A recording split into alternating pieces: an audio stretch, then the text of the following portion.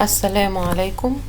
This lecture about COVID-19 in children by Dr. Rabab al-Bahidi, Professor of Pediatrics.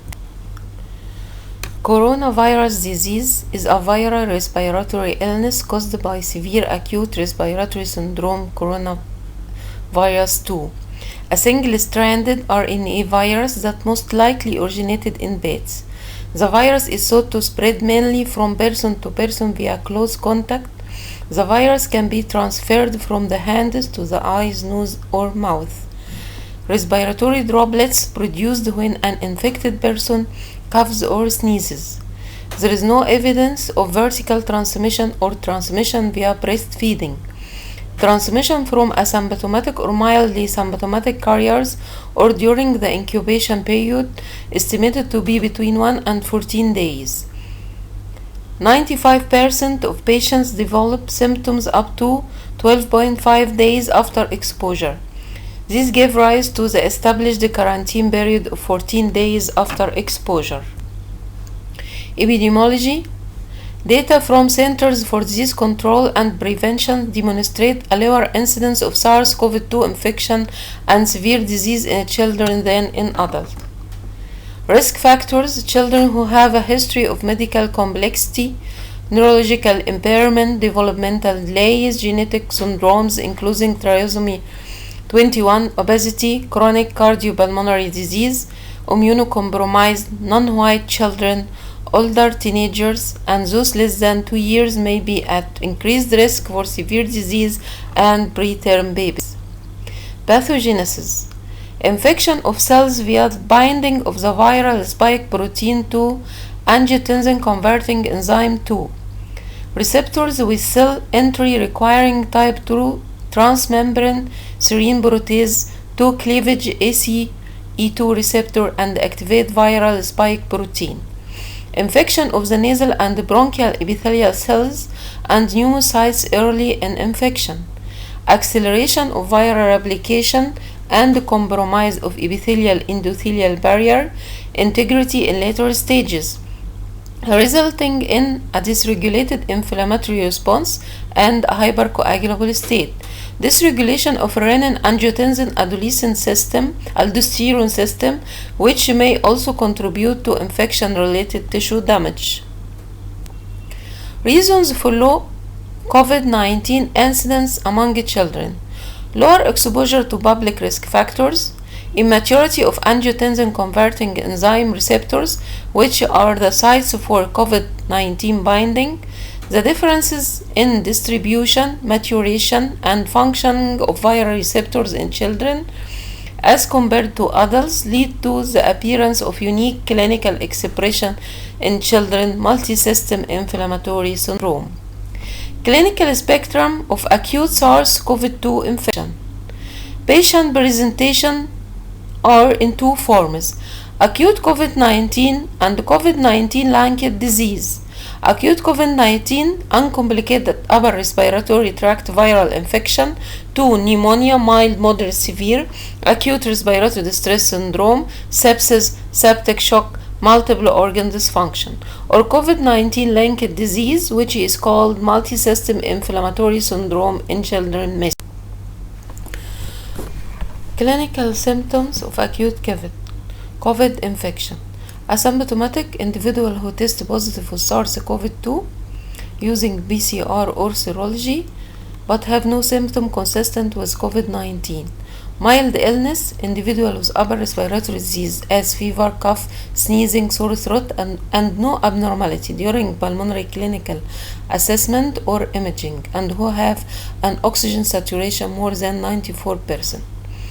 Moderate illness, individuals who show evidence of lower respiratory disease during clinical assessment or imaging and who have an oxygen saturation more than 94%.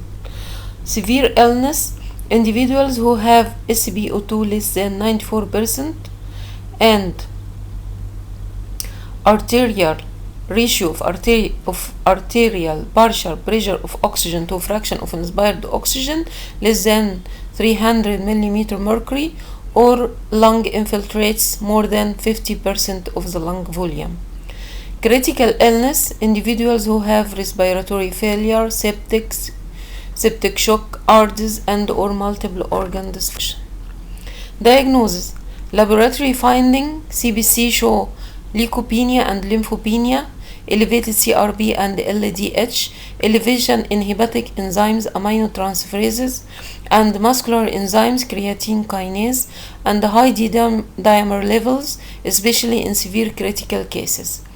Imaging finding: during the initial phase of illness, chest computed tomography finding can show signs of pneumonia, such as small irregular lung opacities and interstitial alterations, usually affecting peripheral areas. Ground glass opacities and consolidation may be observed in severe cases. Pleural effusion is uncommon.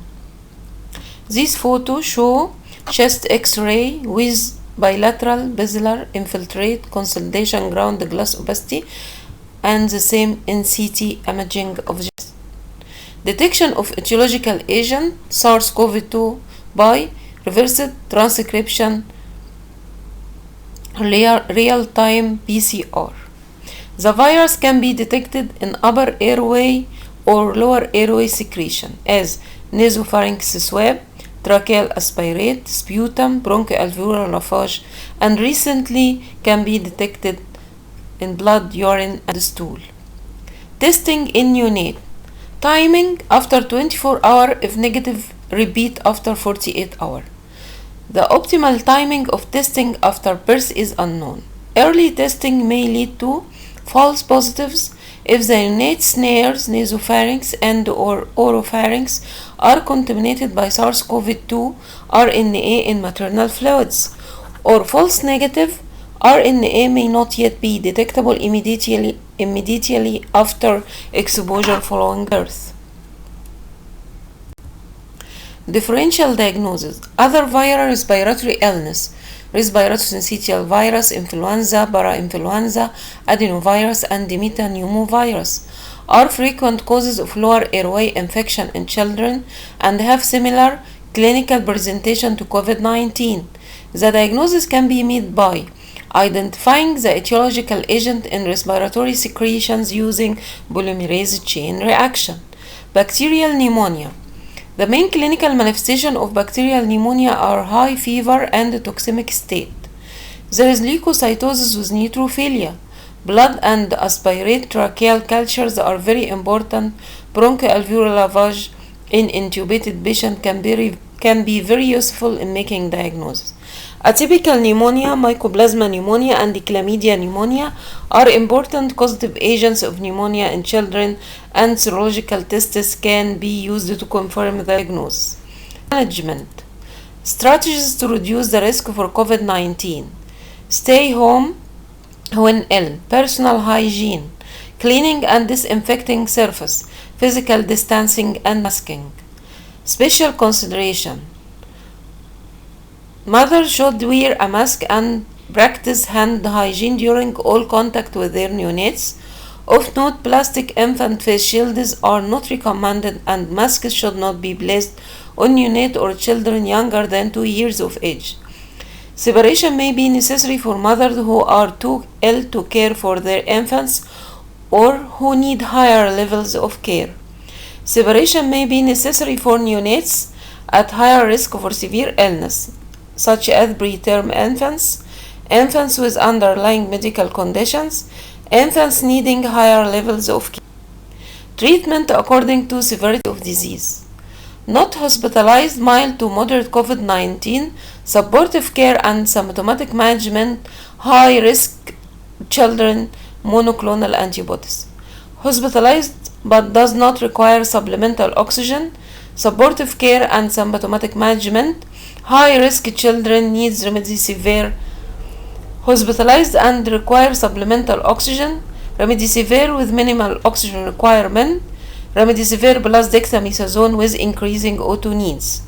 Hospitalized and required oxygen delivery through a high flow device or non-invasive ventilation, remdesivir plus dexamethasone plus baricitinib, and either to add or not tocilizumab. Hospitalized and require invasive mechanical ventilation or ECMO, remdesivir plus dexamethasone plus baricitinib plus tocilizumab. Treatment: remdesivir for infant more than 3.5 kilogram, hospitalized children. Risk factors: have emergent or increased need for supplemental oxygen in loading and maintenance dose. Less than 40 kilogram 5 milligram per kg, while maintenance dose 2.5 milligram per kg. More than 40 kilogram like adults. Dexamethasone 0.15 milligram per kilogram per dose. Anti-SARS-CoV-2 monoclonal antibodies. Tocilizumab interleukin 6 inhibitors. Severe cases of acute COVID-19 with marked increase in IL-6. Children less than 30 kilogram 12 milligram per kg once, maximum 800 milligram. More than 30 kilogram 8 milligram per kg once, maximum 800 milligram. Convalescent plasma not approved yet by FDA for children. Multisystem inflammatory syndrome in children, which is a unique presentation of COVID-19 in children.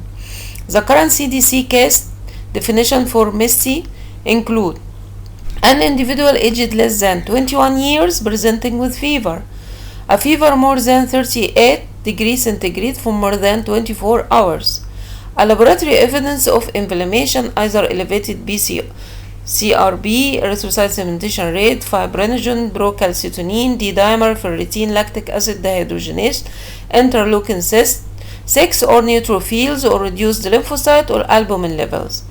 Evidence of clinically severe illness requiring hospitalization with multi-system, more than 2 organ involvement: cardiac, renal, respiratory, hematologic, gastrointestinal, or dermatologic or neurologic, and non-alternative diagnosis and positive for current or recent SARS-CoV-19 infection by reverse transcription PCR, antigen test, serology, or COVID-19 exposure within the 4 weeks prior to the onset of symptoms. This is the tongue of multisystem inflammatory syndrome: conjunctival injection, erythematous rash, change in color and edema of the hand and the feet, cyanosis of the hand. This is photo for the clinical manifestation of multisystem inflammatory syndrome children. Treatment: intravenous immunoglobulin 2 gram per kg, maximum dose 100 gram. Corticosteroid, either prednisolone 2 mg per kg divided or methylprednisolone 3 mg per kg IV 3 days successively. Second line therapy: biologic. Consider a fever more than 24 hours, post-steroid and IVIG. Anakinra given subcutaneous or intravenous, which is IL-1 inhibitor. Tocilizumab IV, which is IL-6 inhibitor. Antiplatelet and anticoagulant indicated when coronary artery aneurysm, elevated D-dimer 3 times above normal, either aspirin 3 to 5 mg per kg and or enoxaparin, which is low molecular weight heparin. Contraindication: active bleeding, significant bleeding risk, platelet count less than 80,000 per cubic milliliter. Thank you.